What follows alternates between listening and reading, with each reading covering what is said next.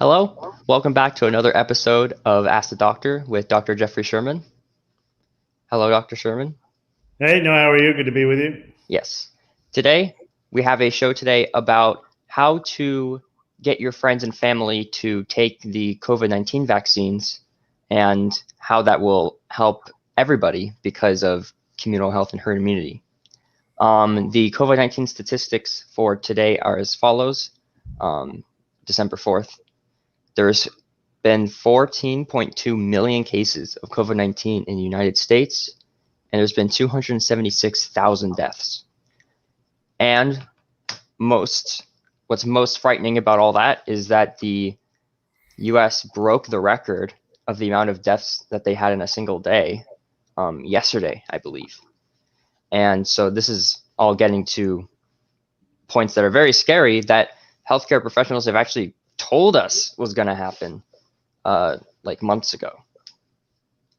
Hello, welcome back to another. Yeah, it's getting up there and getting pretty scary. So I would like to ask for any Dr. Sherman, for any people out there that might have family members or friends that are a bit iffy on having the vaccine, what do you think they should tell their friends or family to help encourage them to get the vaccine? In terms of friends and family, I think you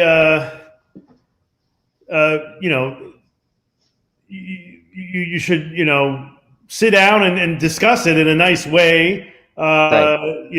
Maybe set a time to do that in the outdoor patio or whatever. You'll have, I don't know, maybe it's a majority of folks will get it. Maybe a minority of folks want to get it. The point is, to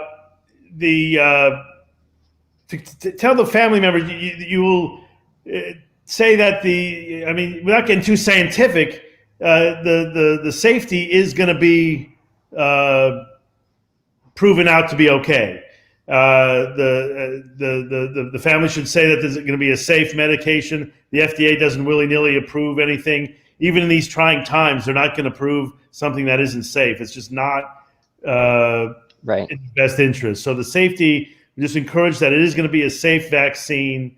Family members should say, hey, we're all going to be doing it. We all want to do family activities. We don't want to exclude you. We don't want you to be separate because they will be, the activities that the vaccinated patients or vaccinated folks want to do, the unvaccinated cannot, and they're going to be in their pandemic world for a little while longer. So they're just, they'll say, hey, you're not allowed to come around. We just can't get you sick, and just stress the faith we have in the vaccine in the process that will prove to be okay. I think that's something we really need to bring across to everyone, is that these vaccines are a way to protect yourself and the people around you. Yeah. And the people around you are typically people that you care a lot for. And if you can help bring about that understanding to people that taking this vaccine is a way to protect those who you love, then I believe that more people are going to start using the vaccine, because it's important to protect others, a more selfless and more generous and more family team player type of approach. Exactly. Just focus on protecting your inner circle.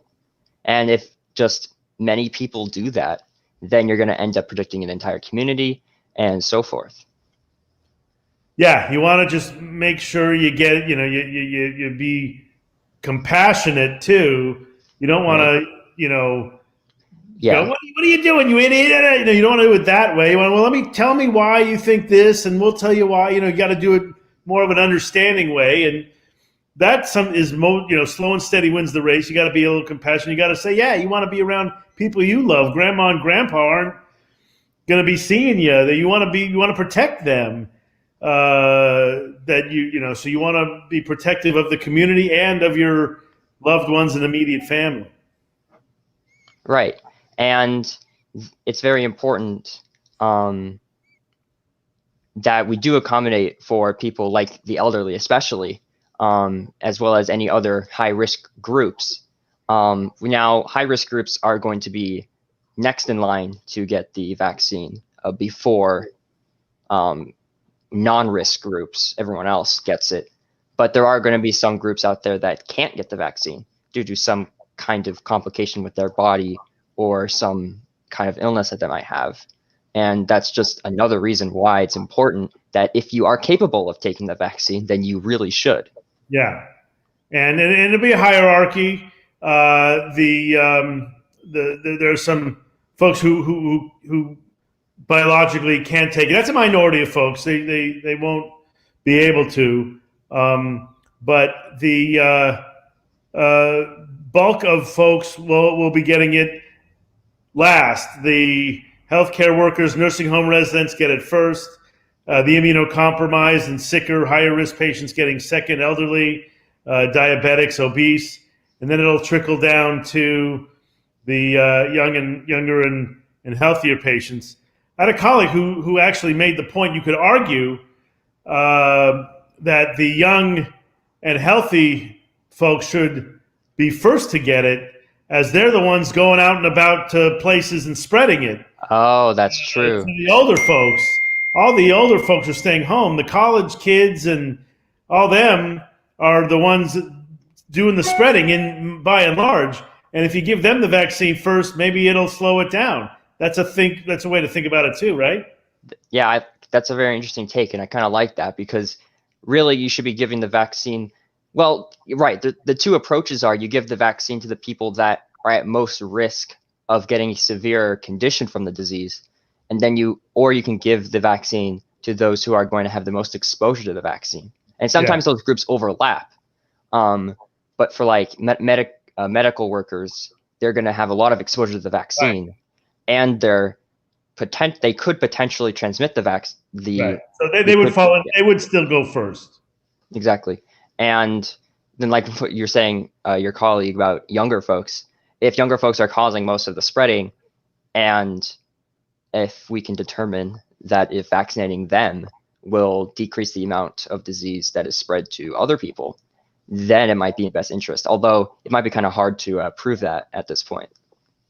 Yeah, exactly. And you can't argue with giving the elderly and the healthcare workers. I mean, those are the ones. And we know that the nursing home patients, it's running rampant in some of these nursing homes. So giving it to them would be the best initial step as well.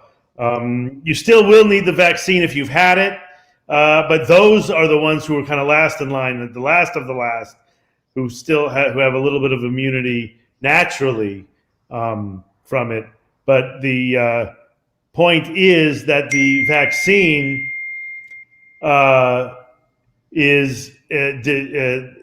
produces. I'm told this. I haven't read it. I'm told by some colleagues the vaccine produces an immune response about 9 times greater than a natural infection. Wow, that's very impressive.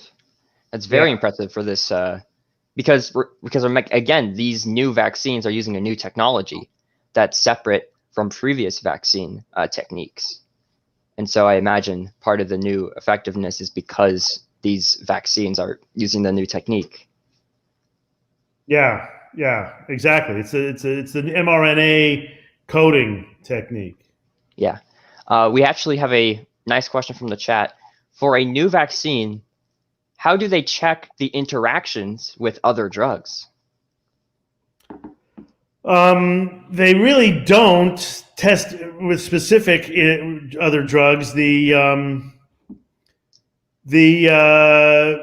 subjects in the study list their medications as part of the as part of enrollment and so on. And so, but they're not measuring it up against this drug or that drug. They're just seeing how patients turn out in context with the medicines they're taking, So that's what they measure there. But most of the time, they just are measuring the endpoint and some of these other things they have to think about as along the way. Other medications and drugs. They look at basically the affected patients and see if there's any interactions there. It's all self-reporting. You put a lot of faith in the subjects to report symptoms and everything they feel.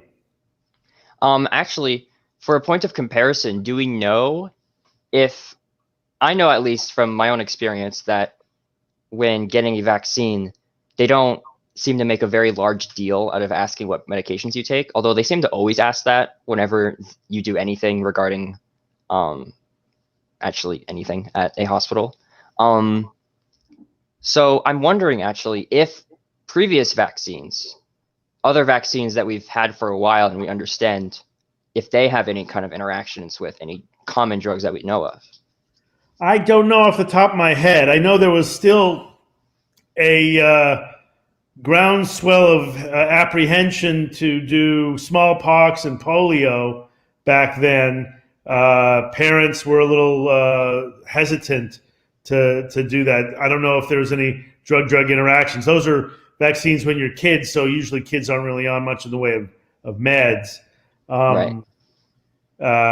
So in terms of that, but the main reason to not take it is just to the side effects immediately or the long-term side effects, I guess. But vaccines by definition will give you some side effects. They don't give you the disease. They give you side effects, or they give you some, fever and malaise for a couple of days. That's not the disease. Those are the side effects. So you got to reiterate to folks that it's natural. I mean, a flu shot will do that. Your hepatitis vaccine can do that, and you're taking those. And those illnesses are far, the flu anyway is far less severe than COVID. But you're taking the flu vaccine and you're risking those side effects for that. So you got to just kind of stress the benefits and the risks. Exactly. And that actually brings up a kind of funny thing that there might be miscommunication happening because of different understandings of the word side effect. It seems that from a medical standpoint, side effect is any reaction caused by a treatment. Yeah. Right. Yeah. Any reaction, any unintended effect. It's not the target effect, but something else, anything else. It could be a positive thing. It could be like, hey, I can run a marathon now or whatever. Right. But that's, it could be anything. Yeah. Exactly. So when doctors talk of side effects, they're not necessarily negative. They're just unexpected, or rather not necessarily unexpected, but unintended consequences. Or not the goal of the treatment or medication.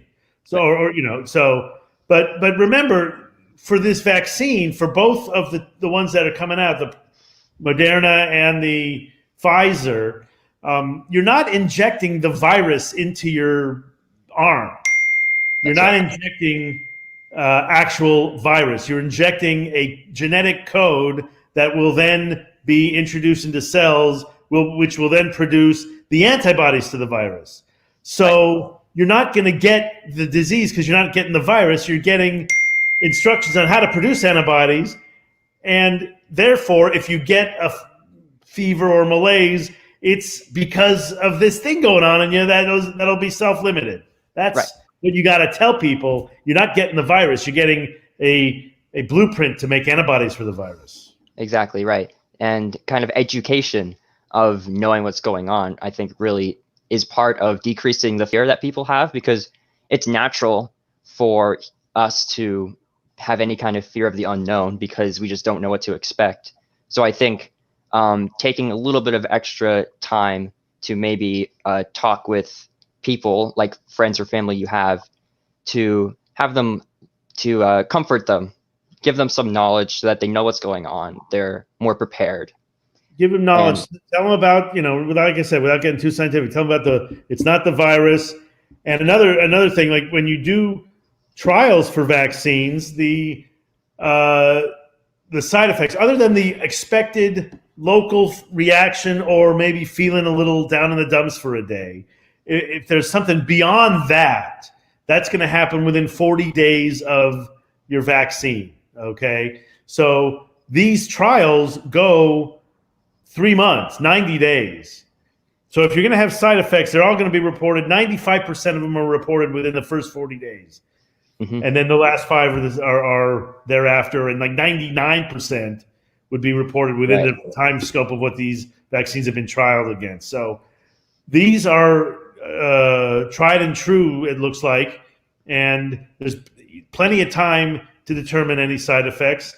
And the FDA, as I mentioned earlier, is not going to do something stupid. If these Right. things weren't good, they'd say, no, go back to the drawing board and fix it. If these things only had a 10, 20% effective rate, they'd say, hey, this isn't going to cut the mustard. There's still No. some, this isn't good. Get back there. But it's like 90%, and the side effect profile, the safety profile is really good. So they're going to give the go ahead, and we should all do it. Mm-hmm. We have a neat question about in the chat. Is the availability of the vaccine in Canada going to be the same as in the US? I'm told no. I'm told it's a little bit slower in Canada. It'll still be probably the same hierarchy of, order of, treatment, but, order of who gets it. But it's going to be a delayed, I think, a couple of months compared to the U.S. So the first healthcare workers may get it in late January, early February in Canada, and then go from there, as opposed to late December here, and so on. So that's kind of interesting. It goes in line with what I believe is what I think is true, is that Canada tends to take a slower approach to approving new medications and such. Yeah, they might, and they have an equivalent organization, one equivalent to the FDA, I'm told, and they do their deliberation. They're pretty deliberate there, but I think they're moving fast compared to previous, other things in the past. Of course, so right. It's still out there. It's still very soon, relatively speaking. Mm-hmm. So I think what's kind of interesting about the FDA is that, the stakes are very high. The stakes are very high for them, for all of us, because and for the drug companies too. They're not for the drug companies railroading these studies because they want to be first. It's got to be good. Everybody's watching. It has to be good. Everybody's watching. Everybody's watching. Exactly. It has. If there's almost any flaws, then then their reputation is going to go way down. Besides, it could be a tough thing to recover from with their company. Exactly. So if you want to have any, if you want to have any reasons why they would selfishly want to make a good vaccine, there you go. Then of course there's the fact that you would want to make a good vaccine that has to be distributed to millions, potentially billions of people. Right, and it's got to be a team approach. It's the drug company, and they got to contract whatever refrigeration units. That's right. Truck, store shipping trucks or whatever. How are they ship stuff? Trucks and planes, I guess, and storage at the destination. And then then you'll have the cooperation of CVS and Walgreens to distribute it to the community. I mean, it's a multi-layered, organized, peeled onion. Yep, and all that the healthcare professionals and all the essential workers and the ER doctors and nurses, all they're asking for you to do is to take the vaccine and to do the other measures to prevent spreading while we wait for the vaccine, such as mask wearing and social distancing. In fact, the CDC recently made it official that you must wear masks indoors, anywhere. And At first, I was kind of confused because I thought that was happening already, but I guess it wasn't. No. I mean, what you think is happening already in some places is not, or in some places people don't want to comply. But I wear a mask Yeah. indoor, outdoor, everywhere, except in the car when I'm driving by myself. I take my mask off in there, or I peel it down, and then I can easily replace it. But walking outside, or car to front door, or certainly inside anywhere, mask is on. It's not that big a deal. Um, I'm almost it's and you would probably agree. You wear it as much as anyone too. Yeah. You know, if you don't have it, it's like, oh my god, I'm like naked out here. You know, it's like you Right. got to get it on. At this point, I mean, it depends where you live, obviously. But I hope that most places have a kind of social pressure that you have to be wearing the mask. There might be some far out locations that do not have that same social pressure. So in those cases, you still have to wear the mask, of course. I understand that's going to be difficult too, especially because social pressure is a very strong thing for us. So the best thing is to try to probably stay home as much as possible. And besides, if people around you aren't wearing masks, then it's not very safe for you. Although maybe you should try to convince people to wear masks at the same time. That is you could be nice about it and polite about it. Yes, and that's the most important thing, is that in order to, you can't just use these situations as like validation to just be like angry at somebody or be assertive, because that's not really helpful, and you're not actually really doing whatever justice you're thinking you're accomplishing, because if you're just using this as an excuse to treat someone poorly, then that's not really the intended purpose. So exactly, it's important to the same side. We don't want to. Yeah, they may think the mask is their thoughts on it are different than yours, but you don't want to be. You want to treat people with respect and be nice. We're on the same side. We don't want to be angry. That just makes them more defiant and not wear a mask for more time. So, you got to just be nice about it. Exactly. And I think that's a really nice place to slow down and end off the show for today. Sure. Was there anything you really wanted to talk about on the show today? I just wanted to reassure the audience that the vaccine is safe. It's tested very thoroughly with the studies that the drug companies have outlined. The data is very strong in favor of the efficacy of the vaccine and safety of the vaccine. So when it comes time for you to be in line and get it, I urge the folks to get it. The most likely you'll fly through it and not feel any problems.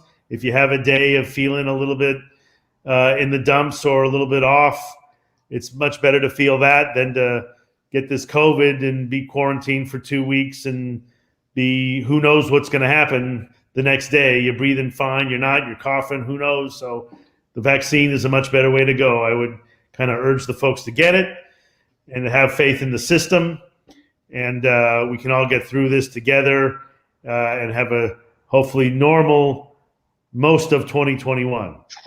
Right. Let's try to bring back the year that we lost. Yeah. Just try to remember what it was like. Bring it back to 2019 and just erase 20 and move on and try to live as we used to. Yep, the lost decade. It might be called. All right. Well, if you would like to if you happen to be in the Los Angeles area, if you would like to make a private appointment with Dr. Sherman, you can. His office phone number is in the chat. It is 310-659-9600, or you can email at towergastro@gmail.com. We do these once a week, every Thursday, usually at 5 p.m. PST. And if you have any questions for us that we couldn't get to during the live show, then you can email us at myworldsciencetv@gmail.com. And until next time, stay safe.